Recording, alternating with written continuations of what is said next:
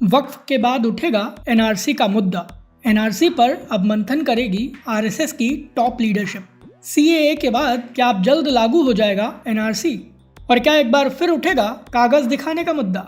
साल 2019 में जब केंद्र की मोदी सरकार ने नागरिकता संशोधन विधेयक यानी सीएए पारित किया था, तो अल्पसंख्यकों या कहें कि खास तौर पर मुसलमानों के बीच यह डर बैठ गया था कि सीएए लागू होने के बाद एनआरसी लाया जाएगा, और इसको लेकर काफी बवाल मचा था। सीएए और एनआरसी विरोधी आंदोलन दिल्ली के शाहीन बाग से लेकर देश के कई शहरों में देखने को मिले थे। हालांकि उस वक्त सरकार ने कहा था कि उसका एनआरसी का अभी कोई प्लान नहीं है, और 5 साल बाद मार्च 2024 में सीएए लागू हो गया। विरोध के बावजूद कोई कुछ नहीं कर पाया। एनआरसी ठंडे बस्ते में चला गया था, लेकिन अब एनआरसी का जिन्न एक बार फिर निकलने वाला है, और इसे निकालने की तैयारी आरएसएस ने की है, जो कि घुसपैठियों और अवैध रूप से देश में रहने वाले लोगों की लगातार मुखालिफत करता रहा है। लेकिन एनआरसी आखिर क्या है और इसको लेकर आरएसएस का प्लान क्या है? चलिए आज आपको इसके बारे में डिटेल में बताते हैं।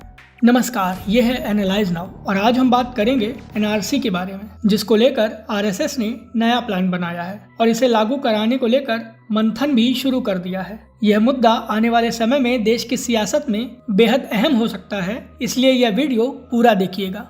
सीएए के बाद अगले स्टेप को लेकर 2019 में एनआरसी की चर्चा शुरू हो गई थी। विवाद बढ़ता देख उस वक्त प्रधानमंत्री नरेंद्र मोदी ने दिल्ली में ऐलान किया था कि एनआरसी का फिलहाल कोई प्लान नहीं है। तब से लेकर अब तक बीजेपी लगातार यही बात दोहराती रही है, और पार्टी ने एनआरसी पर कोई चर्चा भी नहीं की है। लेकिन ये एनआरसी क्या है, चलिए पहले इसे ही समझते हैं। एनआरसी का मतलब नेशनल रजिस्टर ऑफ सिटीजन्स है, मतलब राष्ट्रीय नागरिक रजिस्टर। एनआरसी को बनाने का मकसद भारत के सभी कानूनी नागरिकों का दस्तावेजीकरण करना है, जिससे अवैध लोगों की पहचान हो सके और उन्हें देश से बाहर निकाला जाए। एनआरसी को बनाने का प्रावधान नागरिकता अधिनियम 1955 के 2003 के संशोधन में किया गया था। असम में एनआरसी को लागू किया गया था, जो कि एक सीमावर्ती राज्य है, जिसके चलते वहां आए दिन घुसपैठ होती रहती है। केंद्र सरकार ने राष्ट्रीय जनसंख्या रजिस्टर यानी एनपीआर बनाने की भी योजना प्लान की है। एनपीआर में नागरिकों के जनसांख्यिकीय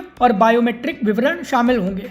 जो एनआरसी 2019 के बाद ठंडे बस्ते में था, अब आरएसएस इसे फिर से उठाने वाला है। बेंगलुरु में आरएसएस की अखिल भारतीय प्रतिनिधि सभा की वार्षिक बैठक होनी है, जिसे एबीपीएस भी कहा जाता है, और इसमें आरएसएस एनआरसी को मुख्य मुद्दा बनाने वाला है। आरएसएस के एक पदाधिकारी ने कहा कि अवैध अप्रवासियों के कारण देश के कई राज्यों की डेमोग्राफी चेंज हो गई है। झारखंड में मुसलमानों की तुलना में ईसाई आबादी भी घटने लगी है। अरुणाचल प्रदेश जैसे रणनीतिक रूप से संवेदनशील राज्यों की जनसांख्यिकी भी बांग्लादेश से आने वाले लोगों के कारण तेजी से बदल रही है। आरएसएस के पदाधिकारी ने कहा कि हम सभी जानते हैं कि असम और पश्चिम बंगाल में क्या हुआ है, और इसीलिए अवैध अप्रवासियों की पहचान करना और उन्हें देश से बाहर निकालना केंद्र सरकार का कर्तव्य है। संघ के पदाधिकारी के अनुसार एबीपीएस में इस बात पर चर्चा होगी कि एनआरसी को किस तरह से लागू किया जाना चाहिए, ताकि कोई भी भारतीय नागरिक खुद को खतरे में न महसूस करे।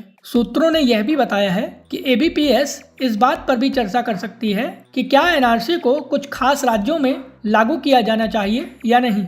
बता दें कि संघ हमेशा से कहता रहा है कि पूरे देश में एनआरसी लागू होनी चाहिए। अक्टूबर 2019 में भुवनेश्वर में संघ की कार्यकारी मंडल की बैठक के बाद आरएसएस के तत्कालीन महासचिव सुरेश भैयाजी जोशी ने कहा था कि एनआरसी बनाना हर सरकार का कर्तव्य है। कई तरह की घुसपैठ हुई है, इसलिए एक बार एनआरसी बनाना और उन सभी लोगों की पहचान करना अहम है जो कि भारतीय नागरिक नहीं है, और फिर उनके बारे में क्या किया जाना चाहिए, यह तय करने के लिए एक नीति बनानी चाहिए। देश में वक्फ को लेकर जहां सियासत गरमाई हुई है, तो दूसरी ओर अब एनआरसी के मुद्दे पर नया सियासी बवाल शुरू हो सकता है। अब यह देखना अहम होगा कि आरएसएस के मंथन के बाद मोदी सरकार का रुख एनआरसी पर क्या होता है। एनआरसी लागू होना चाहिए या नहीं, इस बारे में आपकी क्या राय है, प्लीज हमें हमारे कमेंट बॉक्स में जरूर बताएं। वीडियो पसंद आया हो तो इसे लाइक करें, और हमें सपोर्ट करने के लिए हमारे वीडियो को अपने दोस्तों के साथ ज्यादा से ज्यादा शेयर करें।